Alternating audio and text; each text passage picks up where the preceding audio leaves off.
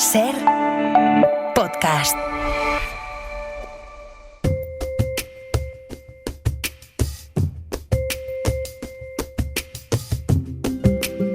Hoy por Hoy Magazine.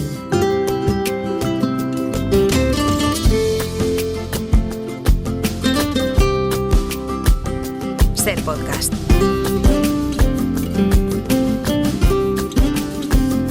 Seguimos con medio comando activo y otro medio realizando un viaje que me dicen que no es solo por el espacio, sino también por el tiempo. Ya nos contará Nacho Carretero cuando se digne a volver a este programa. Por ahora, Aitana Castaño desde Radio Asturias, buenos días. ¿Qué tal, Ángeles? Buenos días. Suerte que nos hemos quedado tú y yo aquí aguantando y resistiendo. Mira, yo voy a decir una cosa, me siento un poco como Ainhoa o como Bob Pop yo sola. No sé si tengo que hacer una receta o tengo que hacer un consultorio. Pero tú no estás acostumbrada a una sección para ti sola. No estoy nada acostumbrada. Pues mira, pues ahora a ver si nos vamos a acostumbrar tú y yo a la sección tú sola, y cuando venga Nacho le preguntamos, ¿y usted quién es? ¿Y quién es usted? ¿Usted Este señor del moño, ¿quién es? Pero ¿quién es? Mira, ya nos contará él en qué anda. Pero yo vi fotos y efectivamente hay no sé si el viaje en el espacio está claro porque está lejos, pero hay un viaje en el tiempo clarísimo, ¿eh? Eso seguro. Y a ver si vuelve con moño o sin moño cuando vuelva. A ver si no se le ha caído el moño. Imagínate. En el sitio donde está. Oye, creo que has dedicado el fin de semana a la genética forense. Bueno, fui monotemática, te lo digo. O sea, la gente de mi alrededor está ahora mismo que tienen ganas de que pase este martes y que yo hable de esto. Pero bueno, sí, estuve leyendo el libro del que vamos a hablar hoy, que de la huella invisible del forense Antonio Alonso. Y después me pasó una cosa que llegué leyéndolo, que me pareció súper interesante, o sea, tengo muchas ganas de hablar con él. Me acordé mucho de la genetista que ganó el año pasado el Premio Princesa de Asturias de la Ciencia, de la Investigación Científica, que es Marie Claire King, sí. Que ella, entre otras muchas cosas, una de sus labores fue ayudar a las abuelas de la Plaza de Mayo a contactar con los nietos, y todo a través del ADN mitocondrial, lo que se llamó como el índice de abuelidad. Y además hoy, mira, cúmplese 50 años del golpe de Estado en Argentina. Sí. Y bueno, en el caso ya que Antonio Alonso, el forense que nosotros hoy vamos a tratar, él estuvo también trabajando en la masacre de Kosovo, ya nos hablará de ella. Pero bueno, el caso es que la ciencia al derecho, al servicio de los derechos humanos, y una cosa que me fascinó mucho, vamos. Y me acuerdo, voy a recitarte un poema. Ah, Ángeles. Muy bien. Porque mira, Marie Claire King, esta ganadora del Príncipe de Asturias, del Princesa de Asturias de la Ciencia, de la Investigación Científica, cuando habla de su trabajo con las con las abuelas de la Plaza de Mayo, siempre recita un poema que es de Ariel Dorfman, que es un paisano que fue un activista de los derechos humanos y escritor chileno-argentino-estadounidense, sí. Y que dice lo siguiente, mira, dice: y cuando finalmente llegue ese día, cuando te pidan que pases a reconocer el cadáver y ahí me veas y una voz te diga lo matamos, se nos escapó en la tortura, está muerto, cuando te digan que estoy enteramente, absolutamente, definitivamente muerto, no les creas.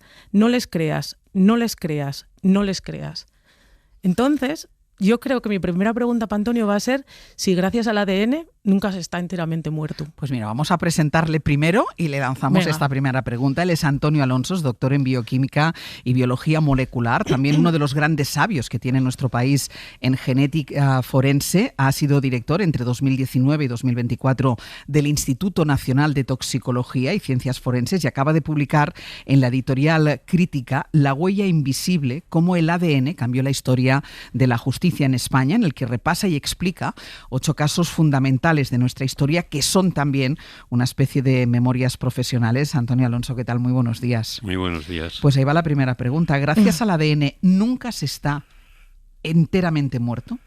Pues probablemente podríamos decir que sí, ¿no? Porque al final el ADN nos devuelve la identidad, ¿no? Y sobre todo devuelve la identidad de lo que estaba hablando Aitana, la identidad de los desaparecidos, ¿no? Todos nosotros podemos vivir con la muerte, podemos hacer un duelo y podemos seguir haciendo nuestra vida. Pero los que tienen un desaparecido dentro de su familia no son capaces de vivir con esa incertidumbre. Y hay personas que han convertido su vida entera en esa búsqueda. Sí. Y estamos ahí. Y antes hablábamos que llegamos muy tarde ya en algunos aspectos de nuestra memoria democrática, memoria histórica particular, pero efectivamente el ADN en ese sentido, devuelve las identidades a las personas. ¿Y es infalible? No, ni es infalible ni es inmediato. Es una actividad científica como otra cualquiera y está sujeta al error. Y de ahí es donde debemos de aprender, ¿no? Porque se han cometido errores, algunos se cuentan en el libro y seguiremos cometiendo esos errores y por lo tanto tenemos que ser muy autocríticos. La recuperación de los cuerpos de Lasa y Zabala asesinados por los GAL, el 11M, el YA 42, los miles de muertos enterrados en Cuelgamuros son algunos de los casos en los que has trabajado y que detallas en este libro. ¿Qué ha pesado más?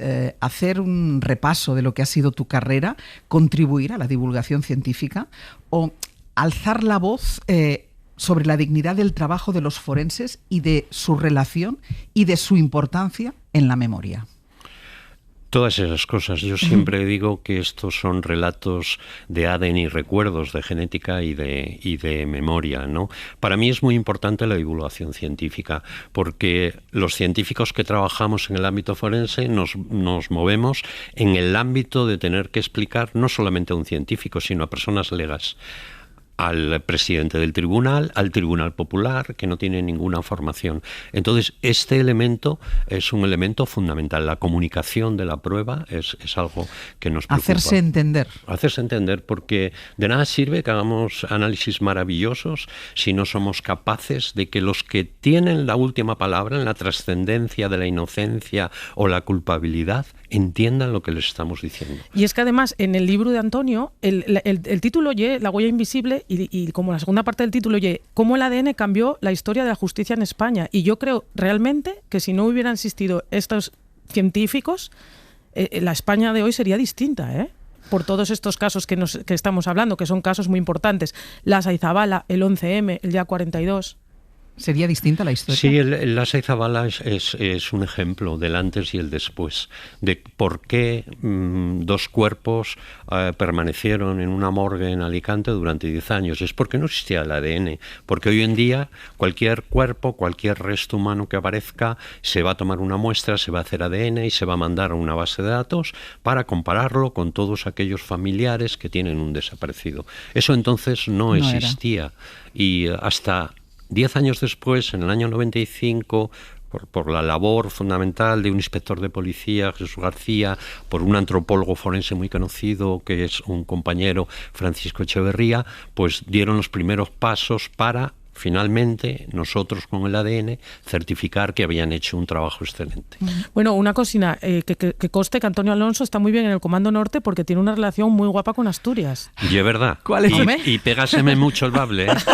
Pues ten cuidado, ¿Cuál es esa relación? Pues en el último capítulo yo hablo, el título es de Peñarrubia, que es una playa de Gijón. Nudista, hay que decirlo todo. Sí, ahora ya nudista. Ahora ya nudista. Cuando yo iba No a ver fósiles y a coger fósiles. Ahora también hay algún fósil, te lo digo.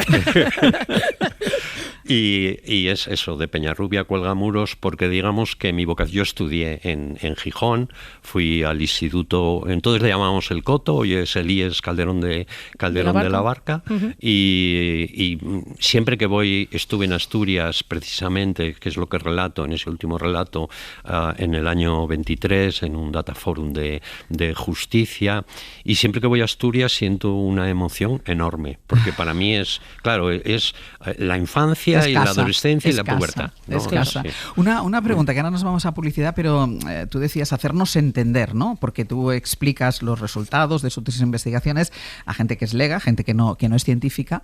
¿Vosotros también tenéis que aprender a haceros entender?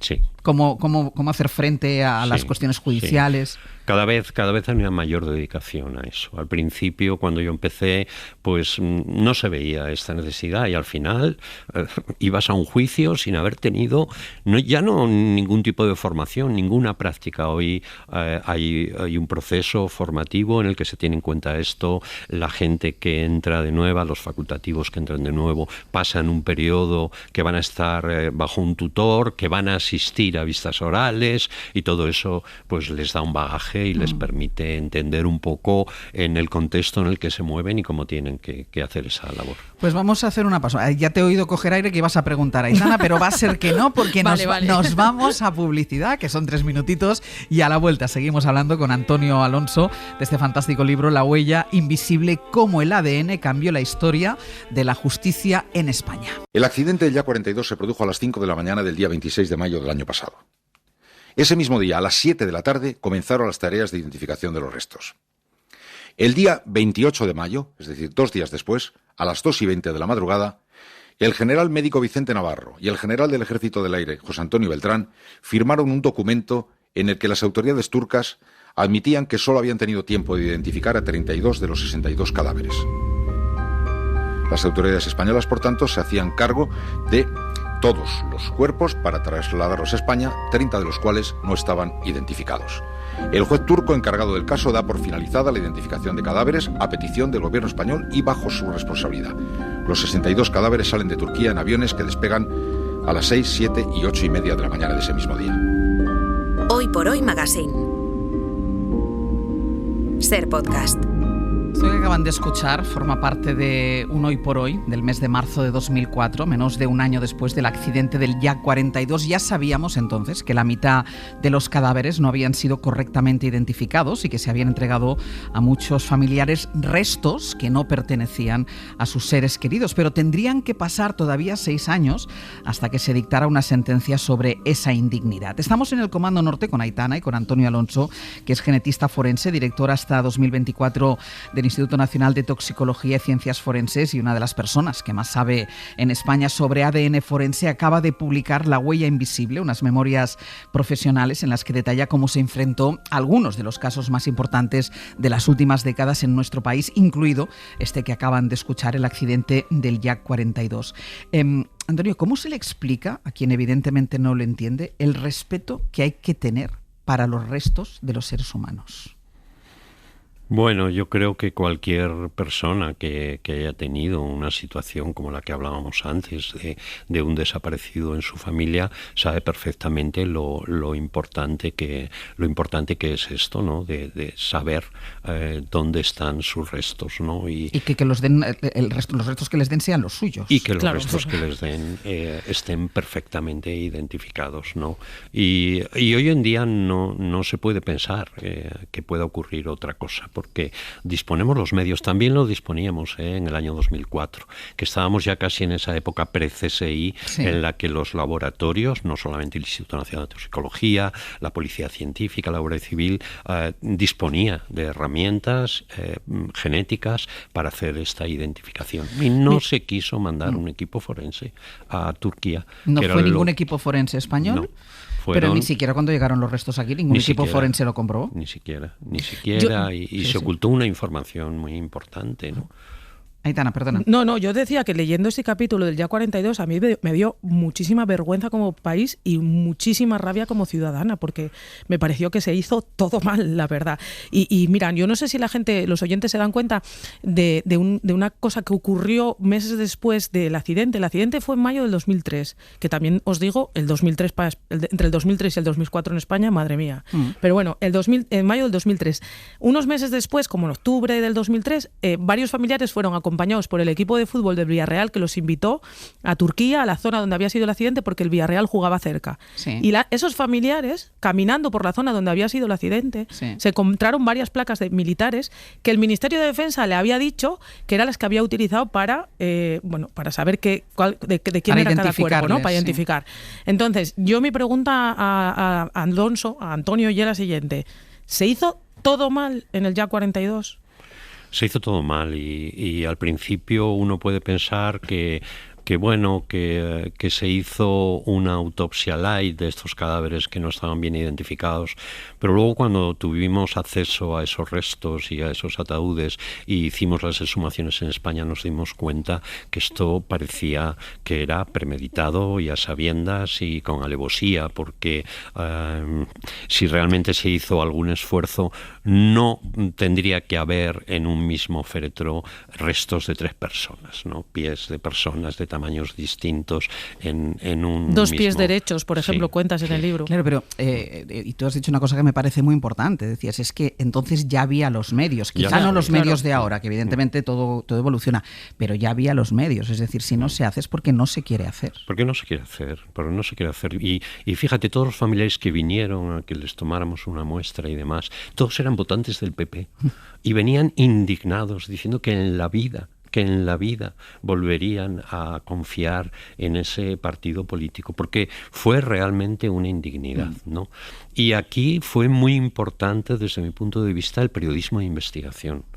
El País, El Heraldo de Aragón, que fueron los que nos dieron a conocer, y a los familiares también, que los forenses turcos tenían ADN de todos los cadáveres, que lo habían guardado ese ADN, y gracias a ese ADN que nos mandaron pudimos hacer también muchas reconstrucciones y muchas identificaciones. O sea que los forenses turcos lo habían hecho bien, o lo estaban haciendo bien. Lo habían hecho bien. Los 32 que ellos identificaron lo que pasa es que eran correctos. Yo recuerdo muy bien ese momento, porque lo conté, me tocó contarlo. España tenía mucha prisa para traerse para acá los cuerpos y enterrarlos. Ese fue España, no, el gobierno de aquel momento, en pleno, y el ministro de aquel momento, claro, que era Federico Trillo.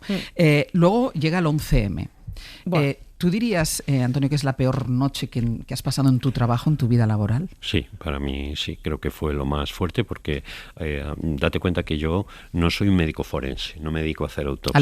Ni a levantar cadáveres. Yo trabajo en un lugar aséptico, que es un laboratorio, con técnicas de biología molecular y con una muestra que nos mandan los forenses, que son los que hacen ese trabajo. Es decir, tú no ves al cadáver habitualmente. No, pero esa noche sí vimos los cadáveres desmembrados, tomamos las muestras con ellos, y todo eso pues es un impacto, ese impacto que tuvo en toda la sociedad, pues en primera línea sobre pues todos los equipos que estábamos trabajando ahí. Al final, lo cuento en el libro, no es la solidaridad de más de 600 personas esa noche, no solamente médicos forenses, policías, bomberos, psicólogos, absolutamente un enjambre de personas dedicadas a poner un granito de arena para que las familias y las identificaciones se hicieran lo más rápido posible. Y fue para España fue un golpe grandísimo el 11M. Me imagino vosotros, como españoles y ciudadanos, como lo que tenéis delante, pues me imagino que bastante traumático, como bien nos estás diciendo, y sin embargo ahí se hizo bien.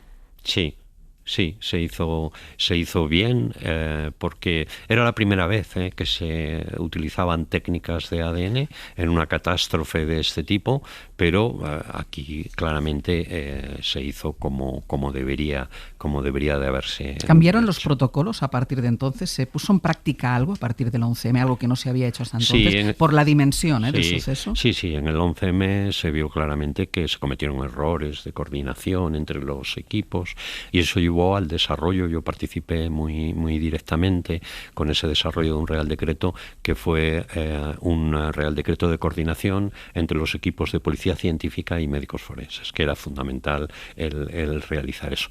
¿Se cometieron errores en el 11M? Se cometieron porque, por ejemplo, una catástrofe como esta, que tenía tanta fragmentación de cuerpos, se tomaron solamente de los cuerpos que no habían sido identificados por huellas, muestras de ADN, con lo cual la reasociación de esos restos desmembrados con los cuerpos no se pudo hacer en su totalidad. Entonces, eso fue un error grave, pero enseguida estuvo ahí, como decíamos antes, la autocrítica, la necesidad de mejorar, y hoy disponemos de un protocolo desde el año 2009. Ya lo aplicamos en el accidente aéreo de Spanair, en el 2008, agosto de 2008, y hoy se está utilizando en todas las catástrofes, el último de la DANA. ¿Y las familias entienden que necesitáis un tiempo, que necesitáis cotejar las pruebas? No sé si vosotros habláis directamente con las familias o os lo cuentan, pero ¿las familias entienden que hay que pasar este proceso? Entienden si se les explica, y creo que hemos pecado de eso, de ese secretismo, de no, déjennos a los forenses, tal. Yo soy muy partidario, y de hecho hemos hecho también guías para los familiares para que puedan entender cuál es el proceso. Yo soy muy partidario, y creo que cada vez se hace más, de tener a las familias informadas en todo momento. Y si hay dificultades, explicarles que hay una dificultad, porque si no viene la teoría conspirativa de que el Estado, de que se le está engañando, etcétera, etcétera. Yo soy partidario de ser transparente con eso, y sobre todo en estos casos en los que estamos hablando fundamentalmente de la identificación identificación de una víctima que tiene un valor humanitario fundamentalmente, no en el ámbito criminal. Además, las familias en esos momentos están en un momento de máxima vulnerabilidad. Sí, la conversación fácil no debe ser. No, pero no solo la conversación no es fácil. Es evidente que tú en ese momento quieres saber qué pasa con tu familiar, qué pasa con tu hijo, qué pasa con tu padre. Me decías antes que fue seguramente la peor noche profesional, porque hasta entonces nunca te habías enfrentado a la catástrofe, a la tragedia así. ¿Eso deja huella en el cuerpo? Pues uno cree que no, y uno cree que puede con todo y que bueno, que se ha habituado y que lleva allí una noche trabajando y que es muy fuerte, pero cuando pues a lo mejor 2 o 3 meses después vuelves a tener una sensación de ese malestar por el olor pútrido de la muerte, cuando estás en una terraza tomando una cerveza o una bebida cualquiera, pues dices, madre mía, ¿qué me ha pasado? ¿No? Y es cuando te das cuenta de que efectivamente creo que sí, creo que eso hay que tenerlo en cuenta también, porque los familiares son los primeros que necesitan una asistencia psicológica, desde luego, pero los profesionales también, en muchos casos. Otro de los casos más sonados en España es el de los bebés robados, que estáis teniendo un papel importantísimo. Acabáis de publicar en una revista científica las conclusiones sobre esa investigación que vienen a desinflar el caso. No había 300.000 bebés robados, pudo haber adopciones irregulares, sí, pero no había tanta trama organizada, ni sistemática de robo de bebés. ¿Cómo se armó una historia así? Pues fíjate, de la misma manera que te estoy diciendo la importancia del periodismo de investigación serio, pues también hay un periodismo que una conjetura que no tiene ninguna base científica, la publica, se extiende no solamente en el ámbito nacional, sino en el internacional, y eso se convierte en una desinformación que todo el mundo acepta y que se convierte en un bulo. Y esta es la situación. Hoy hay un artículo en el diario El País de Manuel Ansede, del grupo Ciencia en Materia del País, estupendo, en el que haciéndose eco de ese trabajo que has nombrado, hace un estudio periodístico con distintas fuentes que merece la pena leer, porque creo que es muy ilustrativo. Es decir, sí hubo bebés robados, pero no en la dimensión en la que nos creíamos hasta ahora. Sí, probablemente. Nosotros siempre hemos diferenciado, porque además creo que jurídicamente también hay que diferenciarlo. Una cosa es un bebé robado, es decir, aquel en el que hay una detención ilegal, porque el modus operandi, que parece ser que se decía en la mayoría de los casos, es su hijo nació bien, murió a las 24 horas, no le enseñaron el cadáver y tal. Eso es un bebé robado, es decir, se ha mentido, se ha simulado una muerte para vender un bebé, y todos los datos que tenemos de sumaciones dicen que esto no fue así. El 90% de los casos creo que nos hemos equivocado en el modus operandi. Sí que había, evidentemente, maternidades que dependían de determinadas estructuras franquistas, como por ejemplo el Patronato de Protección a la Mujer, que existió también parte de la democracia hasta el año 85, donde no hacía falta decir, porque al final las mujeres vulnerables por cuestiones políticas, religiosas, económicas, no podían ejercer un consentimiento adecuado. ¿No?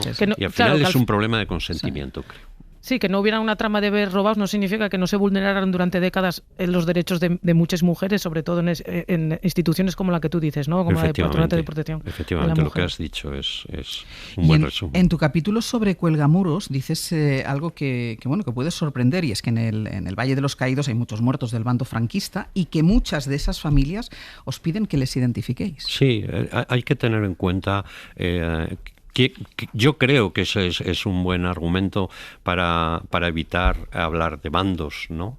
Y entender que las ciencias forenses en el ámbito humanitario están para ayudar a cualquier persona que ha sufrido una vulneración de los derechos, ¿no? Y efectivamente hay muchos casos, sobre todo de familias vascas, que sus hijos estaban en el Frente Nacional porque habían llegado, les pilló allí y murieron en el Frente Nacional y que obviamente quieren identificar a sus muertos y devolverles esa identidad de la que hablábamos al principio. Has dicho tú antes en la etapa pre-CSI ¿Os ha ayudado mucho una serie como CSI o al contrario? ¿Ha dado de vosotros una imagen que no se corresponde con la realidad? Hay una doble cara, ¿no? ¿Cuántas veces te llamaron Grison, Antonio? Di la verdad. Bueno, alguna vez de broma, sí. Vaya. La primera cuestión es que la ciencia, lo hablamos también antes, ¿no? Ni es infalible, ni es inmediata, ni se hace durante la publicidad, ¿no? de una serie, ni trabajamos en laboratorios con una luz de penumbra, ni con neones, ni somos el que detiene al individuo, el que va a la escena del delito, el que trabaja en el laboratorio y luego va al tribunal a hacer la declaración. Eso está muy especializado, ¿no? Pero de alguna manera todas estas series, no solamente en el ámbito forense, también en el ámbito médico, de alguna manera han profesionalizado, han dado a conocer nuestra profesión y han abierto muchísimas vocaciones, ¿no? Claro. Y esa es la parte positiva, porque en España, por ejemplo, se han desarrollado un montón de másters universitarios sobre criminología, criminalística y ciencias forenses. Y esa es la parte positiva, ¿no? ¿Y tiene más futuro? Yo sé que ya estamos fuera de tiempo. Estás fuera de tiempo, pero venga. Pero bueno, que si tiene más futuro esto de los cribados poblacionales, es que de verdad el libro, leerlo porque da para mucho. Pero no sé, Antonio, si el ADN puede aportarnos muchísimo más a la justicia y a la ciudadanía española, o a la ciudadanía en general. Sí, estamos ahora mismo ya en nuevas revoluciones tecnológicas que tienen que ver no solamente con analizar el ADN, sino el ARN, las proteínas, lo que llamamos la epigenética, en fin, todas esas materias que cada vez se empiezan a introducir en el ámbito forense y nos van a permitir, en muchos casos, responder no solamente de quién viene esta muestra, sino muchas veces entender un poco dentro del contexto cómo y cuándo llegó allí esa muestra y cuál es la importancia de nuestro hallazgo. Pues el libro se llama La huella invisible, cómo el ADN cambió la historia de la justicia en España. Él se llama Antonio Alonso, está publicado en Crítica, por cierto. Esto le hubiera encantado Nacho Carretero, lo sabes, sí, ¿no? Vamos, hubiéramos tenido que hacer la hora entera. Sí, total. Muchísimas gracias, Antonio, de verdad. Muchísimas Enhorabuena gracias. por este Gracias, trabajo. Muchas gracias. Un beso, Aitana, hasta la semana que viene. Bueno, ya nos vemos, creo. Venga. A ver cuándo hay reagrupación familiar. A ver cuándo hay reagrupación, vamos a reclamarle. Venga, Un beso, besito. chao. Chao, cuidaos. Para no perderte ningún episodio, síguenos en la aplicación o la web de la SER, Podium Podcast o tu plataforma de audio favorita.